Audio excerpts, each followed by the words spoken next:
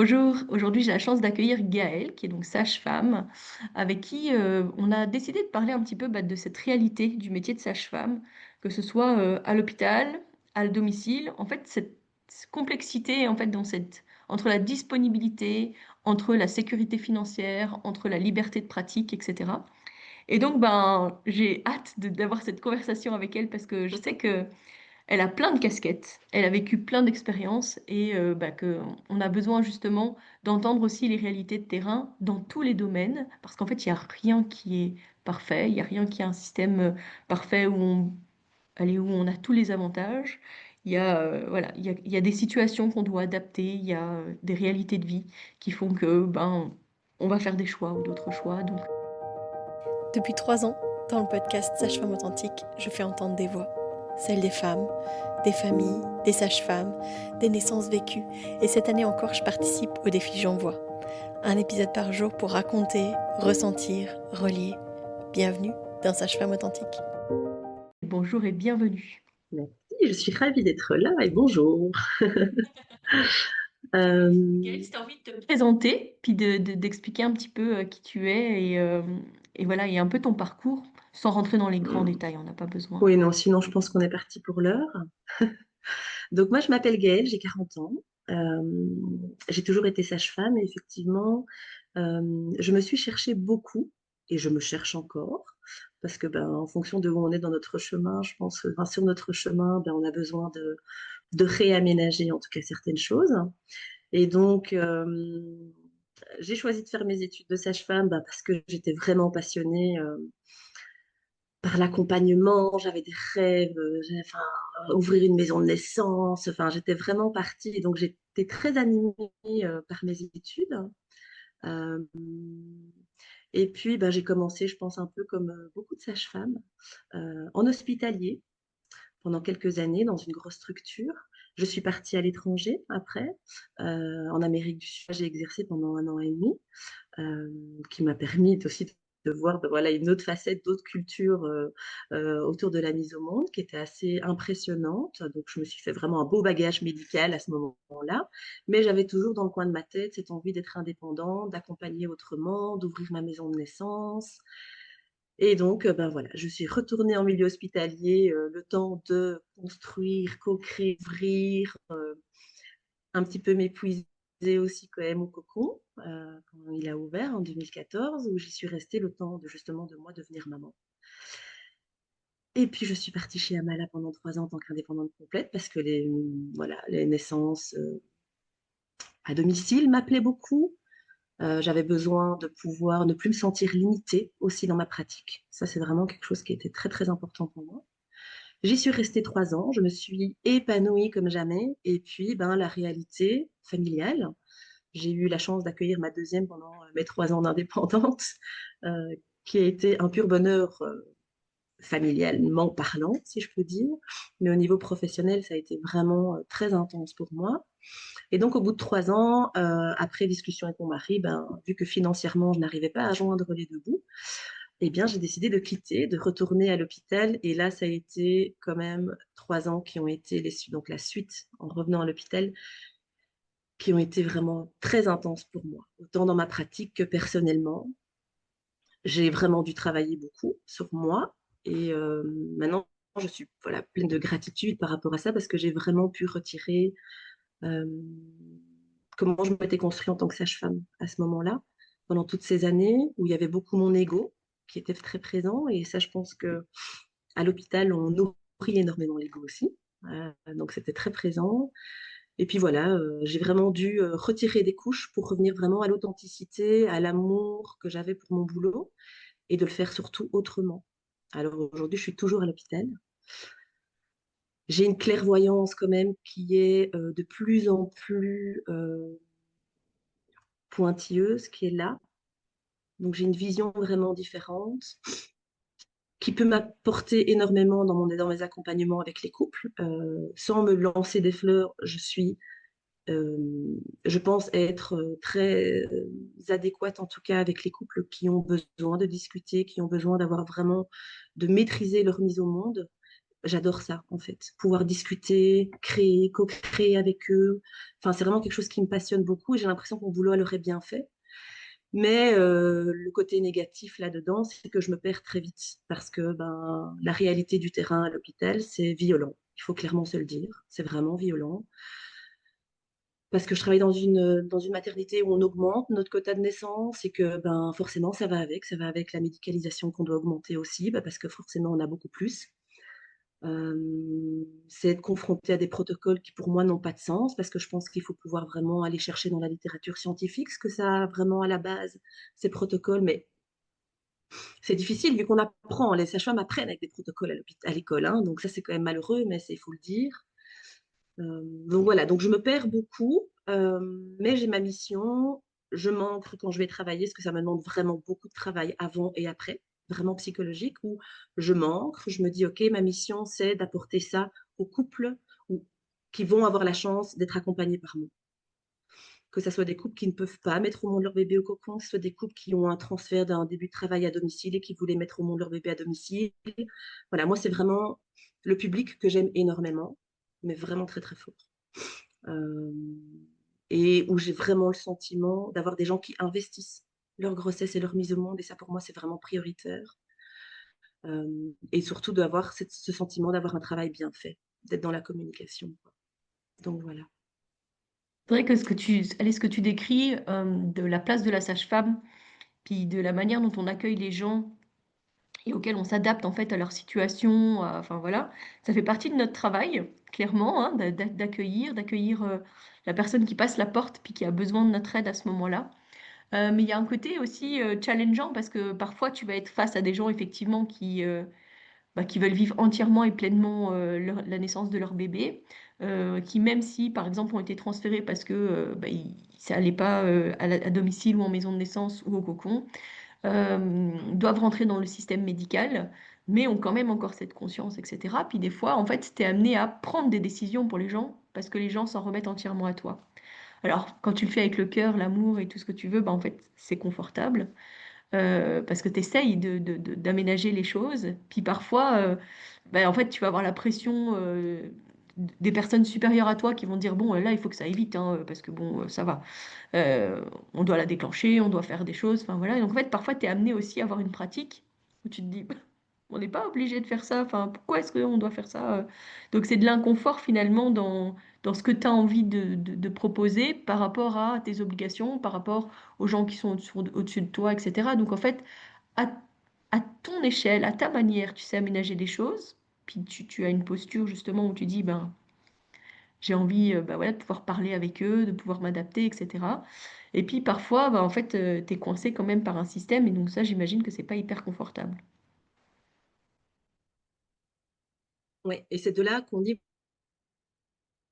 vraiment, enfin, quand j'exprime de pour moi, en tout cas, pourquoi je ressens mon métier hospitalier, en tout cas, de manière violente. Parce que des fois, j'ai vraiment le sentiment d'être en mode guerrière. Je protège le couple et derrière, on a l'anesthésiste, le gynécologue, le PG, on a tous ces gens qui viennent et nous, on essaye juste en fait de créer cette bulle de sécurité Et de la et de préserver. venir, voilà, de la préserver et de venir vraiment avec plus de subtilité, voilà, introduire peut-être si il y a quelque chose effectivement où on n'est plus de l'ordre de la physiologie, où on doit médicaliser, etc. Mais avec plus de subtilité, toujours en utilisant la balance risque-bénéfice. Ça, c'est vraiment voilà, c'est pour moi, c'est le plus important parce que je ne porte pas cette mise au monde, en fait. Je viens simplement en toute authenticité parce que je n'ai pas envie de biaiser par mes mots, en fait, les gens et leurs choix. Et donc, vraiment, en toute authenticité, je m'ancre et je viens vraiment avec cette balance bénéfice-risque. Et ça leur appartient, en fait. Donc ça, c'est quelque chose que j'utilise énormément, mais beaucoup la protection. Et alors, bah, c'est sûr que moi, je ne suis pas, je pense, en tout cas, la collègue, en tout cas, aimée des gynécos. Et voilà, je suis quelqu'un qui va parler avec passion à un moment donné. Je vais pouvoir, et ça, c'est quelque chose où je dois vraiment travailler, où je respire beaucoup pendant ma pratique, parce que je peux m'emballer très vite, en fait. auprès des médecins et leur dire: «Écoutez, mince, faites confiance un petit peu, de un à la puissance de cette femme aussi, quoi». Parce qu'il y a plus ça. On ne fait plus confiance à la femme qui met au monde. On ne fait plus confiance et le pire dans tout ça, Mélissa, et ça, c'est quelque chose qui me touche encore plus profondément et c'est pour ça que je développe beaucoup à côté l'accompagnement des femmes en général, c'est que ces femmes-là elles-mêmes n'y croient pas, en fait. Elles n'y croient pas. J'ai eu une femme qui mettait au monde son bébé sans péri parce que ça a été vite, elle voulait absolument une péridurale et elle restait tellement projetée là-dedans alors que ce bébé était en train de naître tout seul. Elle me disait: «Je suis nulle, j'y arrive pas». Elle m'a dit ça pendant que son bébé était en train de sortir. Je lui dis: «Mais tu es en train de le faire, connecte-toi à ta puissance de femme». Et donc ça, c'est vraiment quelque chose que je dois beaucoup ramener aussi dans ma pratique. Et alors la deuxième chose que je ramène beaucoup aussi auprès des médecins qui sont eux aussi en formation et je pense qu'ils ne sont pas du tout, à l'écoute de leurs propres émotions, c'est qu'ils des fois, ils travaillent avec leurs propres peurs. Et donc ça, c'est à moi de leur dire: «Écoute, là, c'est ta peur qui te fait prendre cette décision et mettre ça en place. Écoute-toi. Si tu n'avais pas peur de ça ou si tu n'avais pas peur des qu'en dira-t-on de ton médec du gynéco demain au staff ou qu'est-ce que tu ferais, en fait?»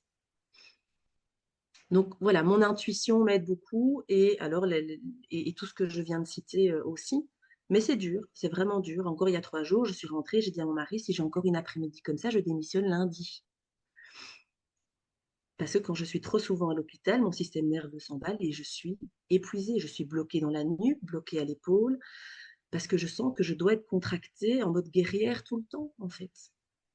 Ouais, prendre la défense en fait des bébés, des femmes, les Ouais. reconnecter. Mais en fait, la représentation de la naissance, elle est tellement biaisée. Enfin, je veux dire, on met plus du tout de sacré, on met plus du tout en fait de qu'est-ce que les femmes sont capables de faire. Je veux dire, en fait, à l'échelle de l'humanité, les femmes, elles enfantent depuis 23h59 sans aide médicale.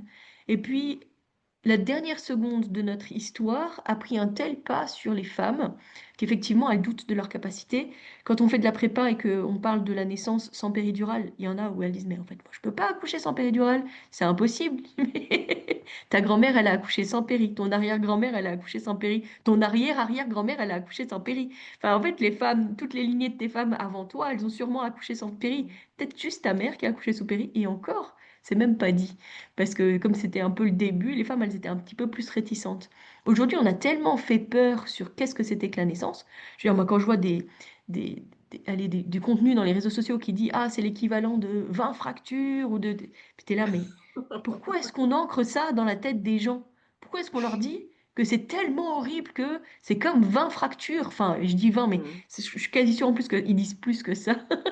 Mmh. Mais Non, mais tu vois, oui. c'est toute cette vision-là, et puis la vision du risque, enfin, je veux dire, les représentations sociétales de la naissance dont les gens se nourrissent, c'est ce qui est dans les séries, dans les films. Puis en fait, il n'y a pas de naissance à ce moment-là. Il n'y a personne qui accouche, et c'est toujours pour faire de l'audience, c'est toujours pour faire du sensationnel. Donc évidemment, il arrive toujours des trucs. Je sais plus, on a été au cinéma avec mes enfants la semaine dernière, on a vu Avatar. Il y a Oui. une naissance, elle meurt. Bon, elle meurt pas à Ouais. cause de l'accouchement, mais elle meurt 2 minutes après avoir accouché, même pas, quoi. Euh, c'est tellement souvent, enfin, tu te dis, mais Mmh. allez, sérieusement, il n'y a pas d'histoire où c'est réel. Entre la pression de ça doit aller vite, comme dans les films, Mmh. c'est sensationnel, c'est à risque, comme dans les films, bah, en fait, les femmes, elles doutent énormément. Et en fait, ce contexte-là, sociétal, il est partout. Donc en fait, tout Mmh. le monde a peur. Quand les femmes disent potentiellement qu'elles vont faire autrement, en fait, ça lève des boucliers de sécurité, les gens ont peur. Mmh. Donc en fait, on n'apprend pas aux gens, on ne leur explique pas qu'ils sont capables. Je leur dis, en fait, physiologiquement, accoucher pour toi, alors c'est physique, c'est quelque chose qui est intense, etc. Mais ton corps, il est fait pour, comme tu respires, tu digères, enfin, tu vois. En fait, tu sais le faire parce que c'est dans le mécanisme, dans le fonctionnement réel de ton corps. Mmh. Après, ce qui nous empêche, nous, d'accoucher sereinement, bah, c'est notre cortex. Et comme Exactement. toutes les peurs sociétales sont là, c'est hyper Ouais, complexe. tout à fait. Alors ça, c'est vrai que, ça fait partie de notre réalité de terrain aussi, forcément. Maintenant, ça dépend, il y a des sages-femmes qui aiment beaucoup ce genre de couple-là, mais des femmes qui, je pense, sont tellement dans l'appréhension et dans la peur qu'elles, elles ont complètement pas, investi la grossesse. Les prépas, je veux pas. Voir une sage-femme, je veux pas. Rencontrer sa sage-femme qui va venir à domicile après, bon, je ferai ça à la maternité une fois que bébé sera là. Et en fait, qu'est-ce qui se passe quand elles arrivent, hein, ces femmes? C'est qu'elle a peur dans leur regard. C'est vraiment un regard, mais plein de peur, quoi. Et donc, c'est un travail énorme, énorme aussi pour nous sur le terrain de dire, OK, mais en fait, ça va bien se passer, c'est normal. Et donc ça, c'est vraiment aussi, je me dis, ah, ce serait tellement plus apaisant aussi pour nous s'il y avait ne fût-ce que, et peu importe leurs intentions et leurs souhaits de naissance, avec péri, sans péri, à la maison, à l'hôpital, dans une grosse maternité, dans une petite, peu importe, mais en tout cas, qui est vraiment, ok, en fait, je vais investir cette grossesse parce que j'ai besoin d'avoir des points de repère pendant ma grossesse, j'ai besoin qu'on réponde à mes questions, tout simplement parce qu'en fait, le corps change tellement et que, allez, ce passage de mise au monde est tellement puissant. Je me dis, mais allez-y, allez poser des questions, allez investiguer, investissez ça. Cette grossesse, une fois qu'elle est passée, vous ne pourrez plus revenir en arrière.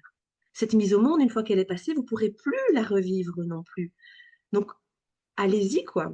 Donc ça, c'est très fort. Et effectivement, je me rends compte aussi maintenant, parce que bah, je pense qu'avec 18 ans ou 19 ans d'expérience, je me rends compte beaucoup aussi, c'est que on est très, très fort, elles sont très, très fortes dans l'intellect, effectivement, dans leur tête, et qu'il n'y a tellement pas de descente dans le corps. Ça demande ben, un travail pendant toute la grossesse, de revenir au corps, revenir à la respiration. Le nombre de femmes qui ne savent pas respirer, qui sont bloquées, qui respirent dans le thorax, qui sont bloquées au niveau du diaphragme. Et vraiment, tout ça, je pense sincèrement que ce serait tellement un beau cadeau qu'elle pourrait s'offrir, parce qu'on découvre tellement sur nous-mêmes pendant une grossesse. Mais fais-le en conscience. Et ça, je pense sincèrement que notre réalité sur le terrain de sage-femme hospitalière pourrait vraiment euh, être plus légère, parce que les gens veulent tout de suite, mais sans donner d'énergie, sans donner d'investissement de leur part. Et ça, je le rencontre beaucoup à l'hôpital. Beaucoup, beaucoup. La peur, elle n'aide pas le processus de la naissance, hein. La tête n'aide pas, mais la peur non plus. Donc quand on arrive avec beaucoup de stress dans sa Mhm. tête et de représentation, etc., mais qu'en plus on a peur, on va sécréter de l'adrénaline, enfin voilà, ça va être un travail qui va être long, qui va être laborieux. Enfin, euh, c'est clair que ce serait, s'il y avait une prise de conscience de à quel point en fait ça peut relâcher tellement bien les choses que on va aller vers des naissances plus fluides, quel que soit effectivement le type de naissance, hein, le lieu et les choix, etc. Mais déjà là, on met déjà des gros boulets aux pieds des femmes, rien que par la peur, rien que par Mhm. la non-préparation et c'est tout ce discours qu'on nourrit autour des naissances de manière sociétale qui fait Ouais. que, bah, en fait, elles peuvent pas se détacher de ça, c'est hyper complexe. Ça demande beaucoup en fait hein, de Mhm. déconstruire. C'est vrai que la croyance collective, ouais. La croyance collective autour de la mise au monde, c'est très compliqué. C'est effectivement très compliqué, ouais. Et ça donne vraiment pas des bons repères et des bonnes bases aux femmes qui passent par là, parce que même les papas, mais je pensais qu'une fois que la poche était ouverte, bah, le bébé allait sortir. Enfin, tu vois, plein de petites choses comme ça. Il n'y a pas de point de repère, ouais. Vraiment, il n'y a pas de point de repère. Et alors, ce qu'on peut observer beaucoup, et ce qui est vraiment difficile pour moi aussi, c'est que ça change beaucoup. Alors je déverse un peu vraiment toutes les difficultés que moi je ressens. Donc je vais parler en jeu vraiment que moi je ressens sur le terrain, en tout cas dans ma pratique de sage-femme hospitalière aussi, et qui est vraiment très difficile pour moi actuellement parce que ça va à l'encontre de mes valeurs vraiment de sage-femme. C'est les déclenchements de convenance qui pour moi vont de pair avec un manque d'accompagnement de ces femmes de prépa, de suivi sage-femme, où elles n'ont pas spécialement l'espace aussi pour discuter des déclenchements de convenance parce qu'elles sont fatiguées en fait. Et ça, j'en ai, mais ça sans te mentir, à chaque shift, j'en ai une ou deux. Et des fois à partir de 37 semaines. Parce que du coup, quand on en parle, les gens disent mais non, ça n'existe pas, c'est pas vrai, on ne fait pas Ah, ça. c'est dingue. Et j'ai peur, hein, j'ai très peur parce que je pense que ça va arriver de plus en plus parce que cette pratique est arrivée suite à un groupement de gynécos qui ont discuté entre eux dans une certaine région et qui ont dit, mais à partir de 37 semaines, on ne peut plus parler de déclenchement de convenance. Et ça, moi, ça me met hors de moi, parce que du coup, sur le terrain, qu'est-ce qui va se passer? Alors déjà, on prend et on vole le premier choix de l'enfant à se dire, c'est maintenant que je vais naître. Alors bien sûr, à partir d'un moment, si on est dans une grossesse qui se passe pas bien ou qu'on passe à un moment donné où la grossesse commence vraiment à s'éterniser et qu'on sait que le placenta, on commence un peu à douter, d'accord? Je parle vraiment d'un truc, il y a ça, mais alors il y a aussi la problématique des mises au monde. On se retrouve avec des accouchements ultra médicalisés, avec des accouchements qui se passent mal, qui sont longs et donc qui sont aussi durs émotionnellement et psychologiquement pour le couple, mais pour la sage-femme qui les accompagne aussi. Ça nous épuise et puis on les récupère en postpartum à domicile. C'est des femmes qui sont complètement épuisées, émotionnellement pas stables, vulnérables. Enfin, ça a un impact énorme en fait. Et donc, des fois, les décisions qu'on prend aussi sur le terrain, on ne se rend pas compte de l'impact que ça va avoir après sur ce couple, cette famille, cette femme, ce bébé en postpartum. Et nous, on est là, on ramasse les pots cassés, on accompagne. Ça, c'est aussi notre réalité, en fait. Et en fait, on nous fait croire que c'est anodin, que c'est une manière, enfin, voilà, Oui. qu'on a les moyens de déclencher un travail, alors que des fois on ferait mieux. Même dans les situations où on est dans un dépassement de terme et on voit que ça fonctionne pas, on ferait mieux de dire bon, bah, on se revoit dans 2 jours. Pour l'instant, tout va bien. On peut refaire un monito demain et on reverra. Enfin voilà. Mais au lieu de ça, en fait, on s'acharne et on arrive à des dérives et à effectivement des médicalisations qui peuvent aller très loin. Euh, Mm, en fait, quand on parle tu vois, de déclenchement, ce qui est fou, c'est qu'on devrait quand même dire qu'est-ce que ça impacte, qu'est-ce que ça ouais. veut dire. Parce qu'en fait, un déclenchement, c'est pas anodin. Oui, parfois, en fait, le bébé, il était prêt, et puis ça va aller tout seul, parce qu'en fait, si on n'avait rien fait, bah, peut-être que le travail Mhm, se serait mis en route dans les heures, dans les jours qui arrivaient. Mais parfois, elle n'est pas du tout prête. La femme, elle n'est pas du mhm, tout prête. Elle pense qu'elle l'est parce qu'en fait, dans sa tête, dans son corps, elle est fatiguée, elle en a marre, etc. Mais dans la réalité, son corps, il n'est pas prêt. Pas du tout. mhm, Mais du coup, on se retrouve avec des déclenchements qui durent des jours et on a beaucoup plus de risques de césarienne, de médicalisation, d'instrumentation, etc. mhm, En fait, on broie les femmes et les bébés dans ce système-là. Et mhm. ça a un impact à longue durée. Tu parlais du postpartum, mais on peut parler du postpartum vraiment à grande échelle. À On a grande échelle. plus de problèmes aussi, comme tu disais, de couple, des baby clash, parce qu'en fait, quand on a assisté à ça, puis qu'on est resté un peu... bah, en fait, c'était nécessaire. Hein, bah oui, en fait, avec la médicalisation, la suite fait que c'est de plus en plus, on parle de la cascade d'intervention, c'est le petit grain de sable qui, à la fin, finit par faire Oui. un éboulement complet. Mais c'est ça en fait. Et sans prise de conscience de ça, puis sans... Enfin, je veux dire, quand les gens ils disent ah, j'en ai marre, etc., mais en fait, c'est lui trouver un espace pour souffler, pour retrouver de l'énergie. Enfin, ce qu'il y a, c'est que dans notre société, on dit aux femmes qu'il faut qu'elles travaillent jusqu'à 39 semaines. Elles Mhm, doivent fonctionner comme si de rien n'était, alors qu'en fait, elles fabriquent un bébé 24 heures sur 24, 7 jours sur mhm, 7 qu'elle est en train tout doucement de se préparer à l'enfantement. Donc, elle a plus de mal à dormir, elle a plus de contractions le soir, etc. Mais si on lui explique pas que ça fait partie du processus, elle voit que de l'inconfort. Si on n'essaye pas mhm, de la recentrer, de la réancrer dans c'est génial, c'est une bonne chose, ton corps il se prépare. Si on arrêtait de dire aux femmes de travailler jusqu'au bout de leur grossesse pour pouvoir justement se mhm. reposer, être prêtes à l'enfantement, parce que quand elles doivent travailler jusqu'à 39 semaines, des fois elles ont accouché avant, des fois Non. elles ont à peine Ouais. fini de travailler qu'elles se mettent en travail, qu'elles arrivent, elles sont Mhm, déjà épuisées.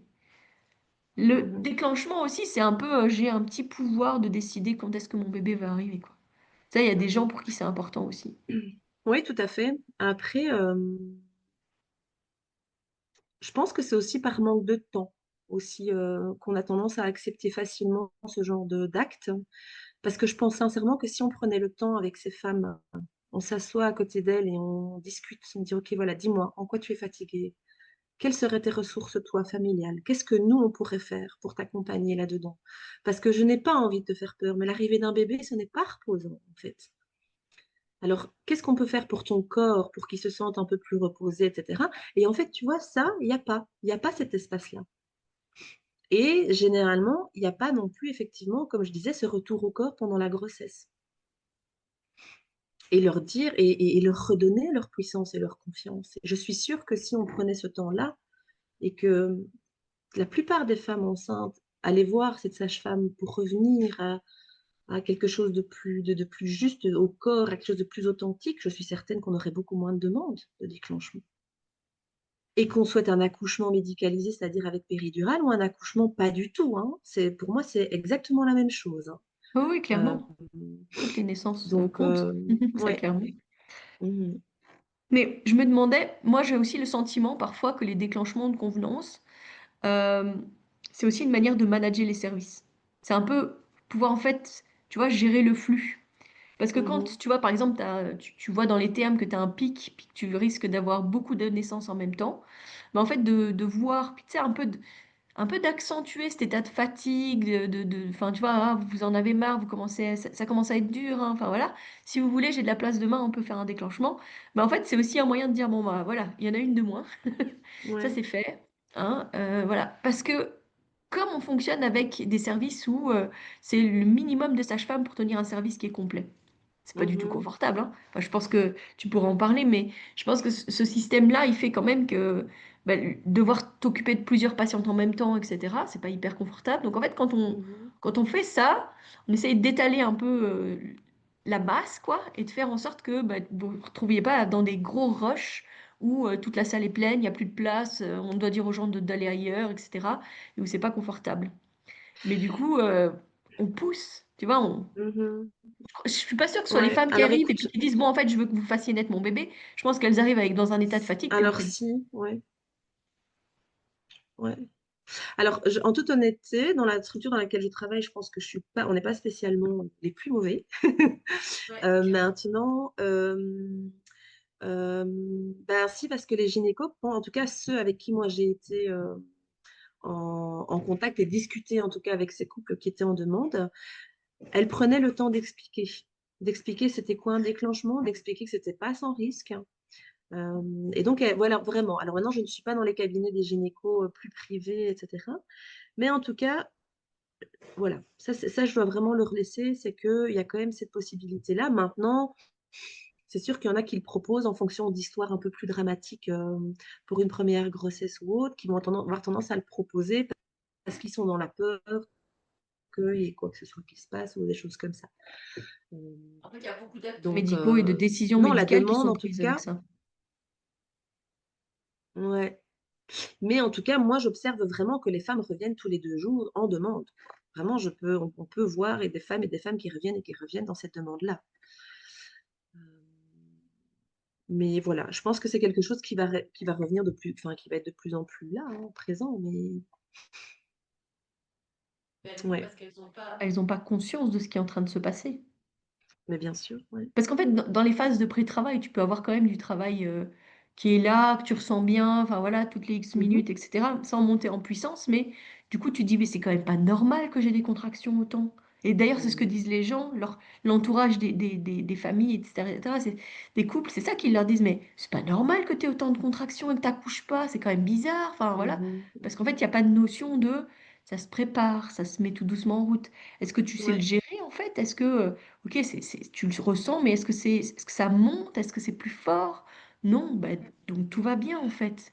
Mais c'est le oui, stress, parce que autour, c'est beaucoup de stress.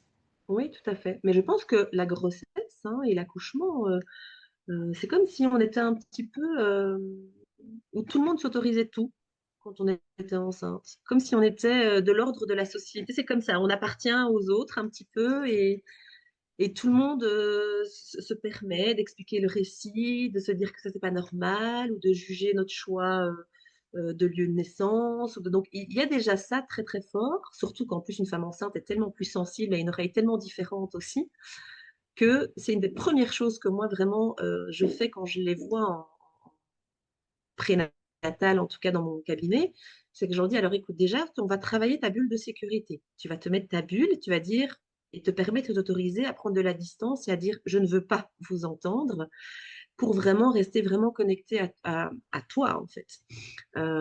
Parce que effectivement, très vite, tu vas être dans le doute, dans la peur, donc tant que tu t'es pas nourri pleinement de ta puissance de femme à mettre au monde et à vivre cette grossesse sereinement, tu te mets en bulle de sécurité et surtout, tu n'écoutes pas ce qui se dit. Et ça, je trouve ça ultra important parce que, oui, on a une oreille tellement différente, quoi. Un gynéco va voir à l'école, oh, vous avez un bon bébé, hein, il est costaud. Ben, toi, tu vas l'entendre comment? Il y a des femmes qui m'appellent, me disent, on m'a dit qu'il était gros, est-ce que ça va aller? Enfin, on a une oreille différente, on peut être vraiment plus sensible. Euh,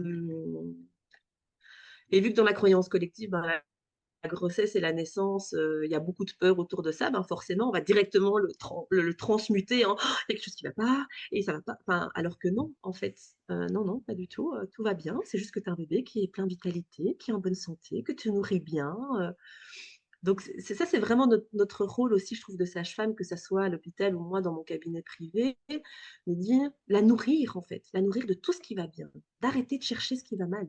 Non, je te nourris de tout ce qui va bien, c'est normal, ton corps fait ça super bien et la reconnecter vraiment à sa puissance. Vraiment, ça c'est mon rôle primordial. C'est la reconnecter à son énergie de femme, à sa puissance, et voilà. Et quand tu disais aussi qu'effectivement, on était dans une société où, en fait, on- elles doivent travailler jusqu'à 39 semaines, l'accouchement doit aller vite, on doit rien sentir, mais en fait, on banalise en fait cet acte.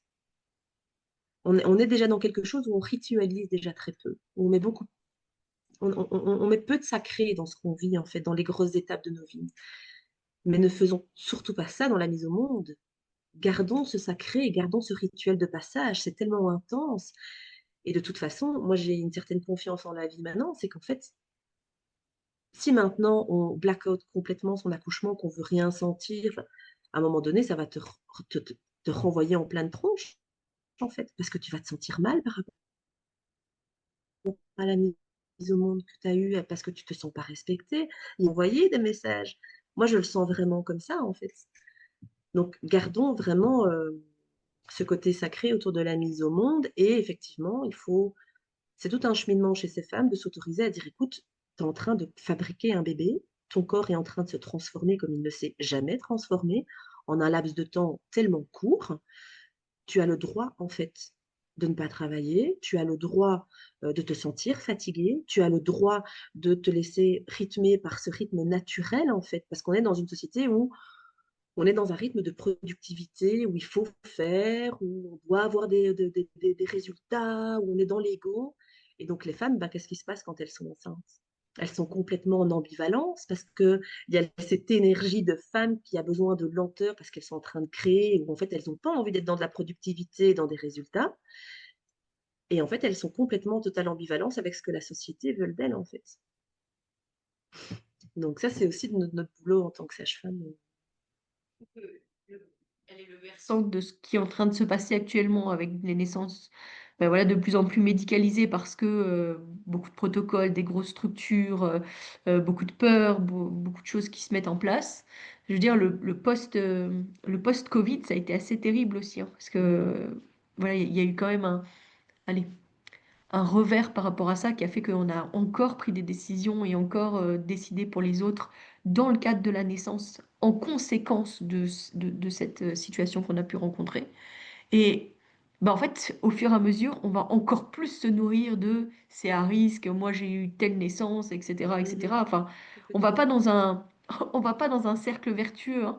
On est dans Non. quelque chose où au final on plombe de plus en plus en mode Mhm. ouais, il y a ça, il y a ça, il y a ça. Enfin voilà, Ouais. Et donc, on nourrit de plus en plus la croyance collective de mettre au monde une grossesse, ça se passe pas bien, ou enfin, en tout cas, on ne fait que nourrir, en fait, effectivement, ça, en agissant de cette manière. Tout à fait. ouais, après, c'est les petites sages-femmes, à leur petite Oui, échelle, au fur et tout à à fait. mesure, qui essayent de changer les choses. Comme tu dis, ben, que ce soit les couples que Mhm, tu accueilles à l'hôpital, où tu essayes vraiment de préserver leur bulle et puis leur donner l'opportunité de comprendre ce qui va se passer, etc. Enfin voilà. Que ce soit dans ton cabinet. Et en fait, on a besoin de mhm, ça, des petites étincelles. On a besoin que les sages-femmes se reconnectent à leur feu intérieur. Parce que moi, je suis persuadée que quand la sage-femme, elle est ancrée, puis elle reprend conscience de ça, même pour mhm, Alors, ça va demander beaucoup d'énergie hein, pour celles qui sont pas là-dedans, mais ça va changer notre posture en fait auprès des patientes. Si on avait mhm, plus de sages-femmes connectées à ce côté-là, à ce feu intérieur, à cette possibilité vraiment de soutenir, vraiment de donner du, enfin, tu vois, d'empowerment avec les couples mhm, dans toutes les étapes. Parce qu'en fait, c'est pas que au moment de la naissance, comme tu disais, c'est pendant la grossesse, c'est pendant la naissance, c'est dans le postpartum, puis c'est dans la parentalité de manière globale. Parce que ça mhm, aussi, mhm, le soutien sociétal sur la parentalité, c'est pas extraordinaire non plus, quoi, tu ouais. vois. Donc on a besoin aussi de prendre conscience de cette position qu'on a en tant que sage-femme, qui est privilégiée. On rentre dans, Mhm. tu vois, dans le nid des familles, on est proche d'eux, on est présente dans des moments les plus intimes de leur vie. Je veux dire, quand tu fais un bébé, tu es un peu dans le même état que quand tu l'as fait. Quand tu fais naître ton Ouais. bébé, tu as besoin de la même, tu vois, de la même confiance, pour que ça se passe Mhm. bien, évidemment. Alors évidemment, des fois, tu as besoin que ce soit médicalisé parce que c'est nécessaire à l'instant même. Mais sinon, ce qui est Mhm. bien, c'est que l'environnement soit favorable, etc. Mais en fait, nous, on est invités à ce moment-là. Donc déjà de prendre conscience de Exactement. ça, puis de protéger cette bulle, puis de Mhm. faire en sorte que, en fait, ils sentent aussi ce moment qui est beau, qui est... Tu vois, quand tu dis à cette femme, mais il est là, votre bébé, en fait, reconnecte-toi, il arrive, ton bébé, tout Mhm. va bien. Euh, bah voilà, peut-être qu'elle s'en souviendra plus tard, puis qu'elle dira, ah ouais, il y avait cette Ouais, bah, je sage-femme là l'espère. qui m'a dit ça. Oui, tout à fait. Alors, pour moi, je vais parler en mon nom et mon expérience. J'ai eu besoin de quitter l'hôpital pour me reconnecter à ça et prendre conscience de ça. De justement être cette sage-femme qui croit, qui a confiance, qui veut accompagner autrement. Euh, j'ai vraiment eu besoin de prendre de la distance avec l'hospitalier euh, pour vraiment accompagner de cette manière-là. Que ça soit en se lançant en indépendante, en rejoignant une autre équipe, ou enfin voilà, peu importe, mais en tout cas, j'ai vraiment eu, ça, c'était vraiment pour moi, avoir pris de la distance avec le milieu hospitalier m'a vraiment reconnecté avec ça. T'as l'impression que c'est que par ça que tu as réussi à le faire. Euh, non, parce que je pense que après, il y a aussi euh,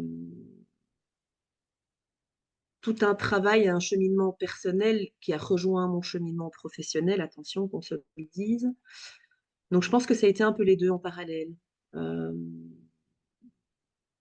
Vraiment, ça a été vraiment les deux en parallèle qui m'ont permis d'accompagner vraiment autrement. Mais je pense sincèrement que si j'étais restée à l'hôpital, à un temps de travail énorme, j'aurais pas pu prendre de la hauteur pour voir ce qui s'y passait réellement, j'ai le sentiment. Et j'aurais eu vraiment difficile à me connecter vraiment au côté sacré de la grossesse et de la mise au monde, qui là maintenant fait partie pleinement de mon activité à côté de l'hôpital, hein. Je m'épanouis pleinement et voilà. Mais je sais très bien que ça me permet vraiment de prendre de la hauteur, d'avoir une activité à côté. Donc pour les sages-femmes qui vraiment qui sont en souffrance, qui se questionnent dans leur pratique vraiment hospitalière, je les invite vraiment à mettre un pas en dehors de l'hôpital, vraiment. Et ça, c'est un projet que j'aimerais vraiment mettre en place dans les années qui arrivent. C'est vraiment des formations, en fait, une formation pour accompagner vraiment autrement. Mais une formation, pas, OK, vous venez 3 jours, on est à fond. Non, c'est vraiment une formation, on va se reconnecter à son féminin, à soi aussi, mais on va partager de l'aspect vraiment théorique. Mais ce sera en internat, il y aura un cercle de femmes le soir, on va pouvoir partager sur notre réalité, sur ce qu'on... Voilà, vraiment, c'est quelque chose où on va autant cheminer et se reconnecter à sa propre énergie féminine, puissance, etc. Et en même temps, vraiment se dire, OK, euh, comment pouvoir accompagner correctement, tu vois, enfin, en tout cas, avec authenticité et en fonction aussi des besoins de chacun, parce que tout le monde n'a pas les mêmes besoins, voilà. Et puis, je pense que les gens qui viennent chez moi en cabinet euh, sont des personnes qui devaient être accompagnées par moi aussi. Il y en a qui vont pas du tout venir et que je ne leur parle absolument pas. Et c'est très bien, hein, c'est qu'ils ont besoin vraiment d'une autre sage-femme. Il y a autant de sages-femmes qu'il y a de couples. Voilà. Et donc, je pense qu'on doit vraiment travailler ensemble. Mais ça, c'est vraiment un projet que j'aimerais vraiment. C'est vraiment être dans une formation pour être plus dans. Voilà, OK, comment on peut préparer les gens avec authenticité, avec concret, à être dans le corps, etc. C'est quelque chose que j'aimerais vraiment bien mettre en place et qui est en lien avec ce que je fais à côté hein, aussi, hein, dans la maison de soins où je travaille, mes cercles de femmes, mes cercles maman-bébé, où on travaille vraiment la terre, la créativité. Enfin, c'est vraiment des choses qui sont pour moi essentielles, quoi, parce que je les ai testées. Finalement, c'est vraiment pour, malheureusement, le côté, financier que tu continues de travailler à l'hôpital? Ou tu te Oui. nourris quand même de ce que tu fais à l'hôpital? Alors, j'y vais vraiment par étapes. J'ai travaillé longtemps en nuit à l'hôpital. Je vous raconte un peu comment je chemine, hein, mais j'ai travaillé longtemps en nuit en tout cas, quand j'ai quitté Amala et que je suis partie travailler à l'hôpital, je me suis dit: «Je vais travailler en nuit. Mi-temps, c'est très bien, c'est comme ça va faire rentrer, les sous» et voilà et puis petit à petit, je voyais que je m'épuisais et que ça n'allait vraiment pas au niveau moral et donc j'ai décidé de passer en jour et en fait, c'est très bien en jour, mais en fait, physiquement, je reprends vraiment de l'énergie et je suis beaucoup moins fatiguée et donc forcément mon émotionnel suit. Mais là, clairement, je travaille énormément sur, ces croyances limitantes que je me mets à avoir peur vraiment, à me dire: «Je pourrais pas gagner ma vie en tant qu'indépendante». Heu, donc voilà, c'est un peu aussi une intention que je m'offre pour 2026, c'est de m'autoriser à être pleinement, heu, moi et heureuse et donc du coup, potentiellement quitter l'hôpital parce qu'effectivement, je suis que sur un aspect financier, à l'hôpital. Ouais. Parce que ça me coûte, en fait. Ça me coûte et c'est vraiment maintenant que je suis reposée, que j'ai arrêté les nuits, que je me rends vraiment compte que ça me coûte, en fait. Et alors je le dis souvent et ça m'effraie quand je m'entends dire ça, je dis: «Mais ce boulot me tue» et c'est fort et je me dis: «Mais c'est de plus en plus violent les termes que j'utilise, en fait». Mmh. Donc j'essaye vraiment de trouver, des petites choses que j'aime, parce que j'ai des très chouettes collègues, j'ai des couples qui sont extraordinaires, mais le tout, vraiment, il y a en fait, dans la balance, ça ne pèse plus assez lourd, en fait. Ça ne pèse plus assez lourd que pour que j'y reste, avec, légèreté, on va dire. C'est plus possible. Mais voilà, ça, c'est encore le petit chemin que je dois mener. En tout cas, merci de ton partage à cœur ouvert. Avec C'est précieux, donc merci beaucoup. Hem